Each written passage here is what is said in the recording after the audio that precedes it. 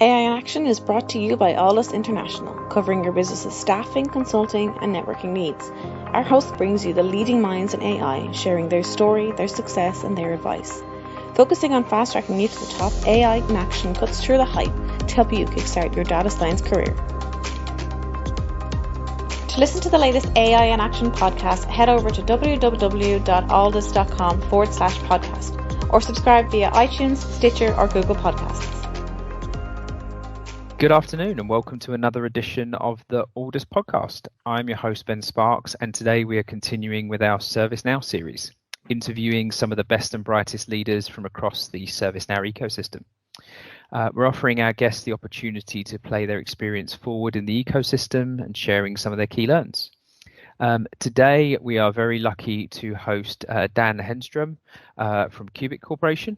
Dan currently holds the position of VP and CIO at Cubic and has oversight of their ServiceNow platform.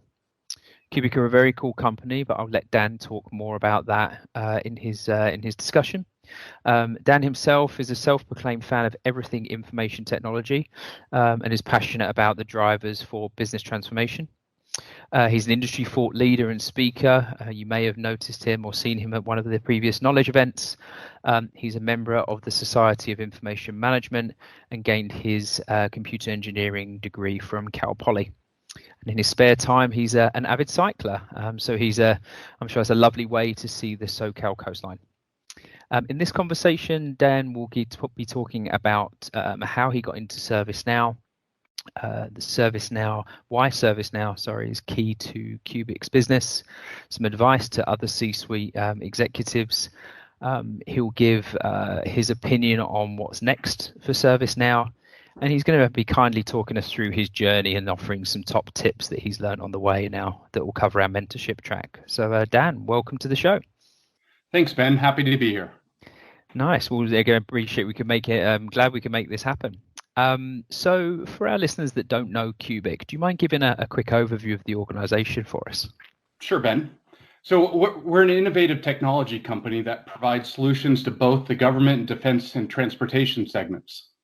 Our products and solutions are delivered through two different business units and might be most known for our training solutions highlighted in the movie Top Gun, or our fare collection technology used in major cities around the globe, such as New York and Chicago.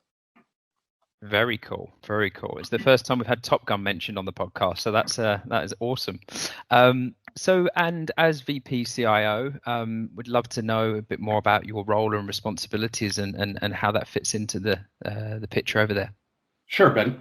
So at Cubic Corporation, I'm responsible for leading both our enterprise and cyber IT teams that oversee all information technology throughout the company, but also hold responsibility for our commercial-facing IT organization that delivers managed services for the transportation customers. So think things like running our fare collection technology for those cities I mentioned previously. Awesome. So, as I mentioned in my introduction, playing experience forward is a very big part of our podcast.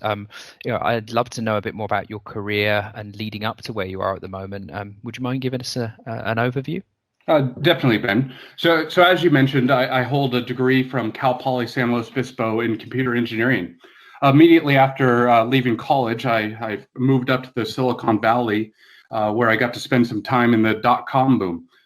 Through that time, I went through quite a few different internet startups, some that we might recognize, some that are no longer around. But it gave me a very strong technical background in everything around systems administration, network engineering, all of the technology required to run e-commerce businesses. After that, I transitioned into an enterprise corporate IT leadership role where I've been ever since. Throughout my career in enterprise IT, I've held various leadership roles that allowed me to touch nearly every facet of information technology. Wow, excellent. And so, talking specifically about ServiceNow, how did you get into ServiceNow specifically, or did it find you? Yeah, good question, Ben. So, I mean, we all know ServiceNow from the strong ITSM portfolio that they offer. That is what initially led me into the ServiceNow platform, where we used the ITSM capabilities to run our IT operations throughout throughout many companies that I've worked at. But since then, it's become much more than just a simple ITSM platform, where we have begun leveraging it for what I'll label as a more of enterprise service management. So not only running IT operations, but running many other areas of the business. Awesome. And when we look at ServiceNow specifically, it might be a silly question, but why is it so important to Cubic? Good question. ITSM to a business operations is very important. It keeps IT operations running smoothly across the company. But in Cubic's instance, it's more important to the commercial delivery of some portions of our business. So think in the transportation business.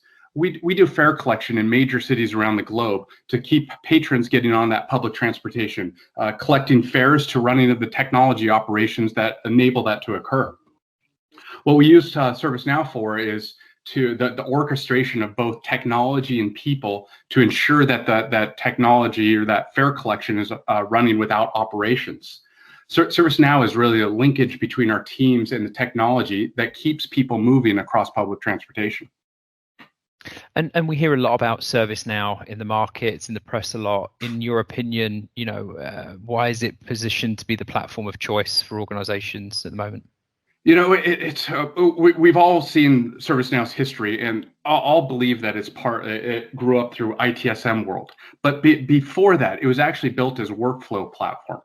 And it's that because it is built on a strong workflow engine, it allows us to enable it for business processes across the company. And it's more than the simple of management of the ITSM capabilities. It's really the orchestration layer for many different processes that allow us to operate both technology and the people that operate that technology. Fantastic. And obviously, as a CIO yourself, one of the things we're looking to do here is kind of educate and talk about the value that the either ServiceNow or digital transformation products are bringing to the C-suite. Is there anything that you would like to talk about there? And I'm thinking maybe use cases or just the general value it's bringing at an exec level in a business. Yep. So digital transformation can get costly for a company, and many times as technologists, we try to find the best of breed solution for everything every service that we're going to offer as technologists. But sometimes we need to take a step back and look at a broader view. When selecting an enterprise management system, we had to look at the aspects of how we do customer service management, how we manage our technology, and we had to couple all of those together. So ServiceNow is one of the few platforms that allows us to both ensure our customer service operations are running efficiently, as well as our technology solutions. Nice. And advice to people who are embarking on implementing ServiceNow or embarking on digital transformational change in their businesses? Yeah, it's probably similar to every technologist or every IT leader. It's not always about the technology. The first and foremost, you have to think about the people and process. The technology works, but bringing the people and process to the technology is the key. And it's about you need to bring the people along to the change, and that will ensure the technology is successful. Brilliant, and I love that, and we're hearing that as a theme as well. You're right, through the different podcasts, people and processes first.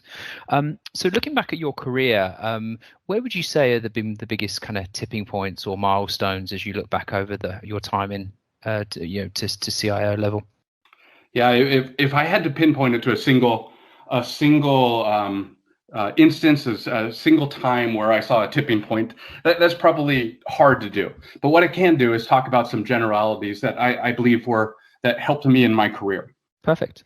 Every position I held at various different companies, I always looked to somebody who was my role model or mentor. I learned from them in every instance I could.